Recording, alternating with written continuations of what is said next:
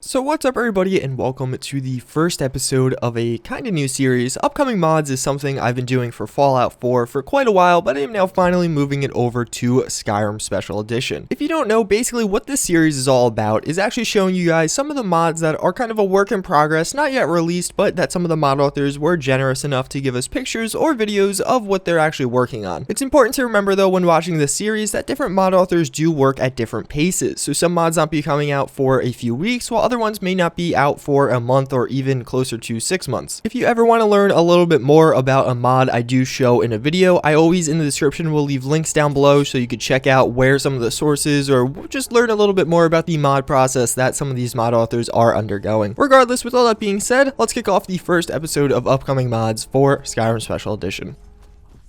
So up first, we do have Hvergelmir's Armory, and that's a really hard word to say. Basically, Hvergelmir is a mod author that was pretty popular in the Skyrim days. Basically, what he did was retexture a lot of the vanilla weapons and shields and stuff like that to make them look a lot better. Well, now he wants to take that a step further, and now what he wants to do is not only use some of these really high quality retextures, but actually start making some really high quality models to go along with that. So as you can see, we can see the first instance of this, and basically that's going to be the replacement for the Nord Stormcloak shield. As you can see right here, it does look very high quality and it does look a lot better. It's meant to be more of a proper Nord round shield, and all around, again, the texture and model quality work on this are pretty top notch. I'm very impressed with that. But regardless, I actually kind of like the idea behind this. Basically, it seems like his goal is to just go and hit all the major weapons in the game and just be like, well, I don't really like the way this part of this looks, so I'm going to remodel this and give it a new texture, and then bam, now you're going to have basically a Skyrim that one day will probably have a lot of much higher quality textures and weapons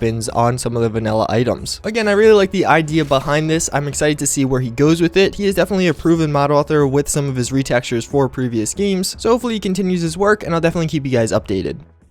So up next, we do have Beyond Skyrim. These guys have been working on this mod for a while, although they did just release a brand new trailer for Skyrim's 5th anniversary. Regardless, basically what this mod aims to do is add in a bunch of locations that are going to be near Skyrim on the same greater location, that being Tamriel, and basically adding in some of the things either from previous games or just other locations that have been previously unrepresented in the Elder Scrolls series. It's a very cool mod, obviously very lore friendly, and there's a lot of work going into this, especially into this trailer. There's not much more for me to say. There's a lot of media you could find on this mod if you want to do your research, and I highly recommend you check out this trailer. I'll play a little bit more of it without my voiceover because it is really well done. The whole thing's 3 minutes long though. I'm going to have a link in the description. I highly recommend you click it.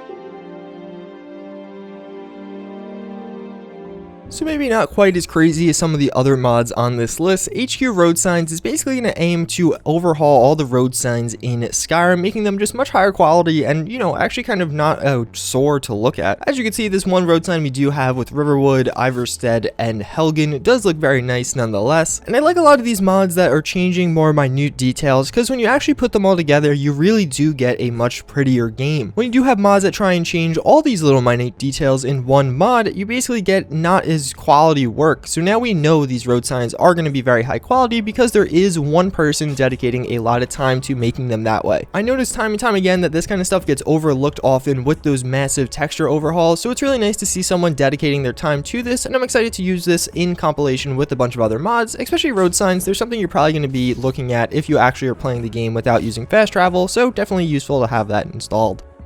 So up next we have SKEve, and this is actually very cool. Basically, these guys have made a few different things for different games in the kind of Bethesda network before, that being Fallout 3 and Fallout New Vegas, and they're known for their VFX skills and honestly just they make really high quality mods. Basically what they're aiming to add in here is, so let's say you're using a fire spell. Well, now you're going to actually have these little burn marks all around where you use your fire spell, or you could have ice marks or static marks on different individuals. Again, just improving the VFX, making the game look a little bit like, whoa, wow, that I just attacked him and you could instantly tell. It's kind of hard to explain. Hopefully the pictures are doing a better message or conveying it more clearly than I could. Regardless, I think this looks very cool. Definitely installing this mod, I'm going to want to use magic because I think it's just going to be a complete overhaul to magic almost inadvertently. And all around, it just makes your game look a lot cooler. It's going to make using these spells just feel more organic and genuine, because this is how stuff like this would act in real life, or at least how we believe it will act in real life, and that's all that really matters. So all around, a very cool mod, one I'm very excited for. There's no real details as to a release date or anything like that, so I will make sure to keep you guys updated, but regardless, something I'm probably most excited for out of all the mods on this list.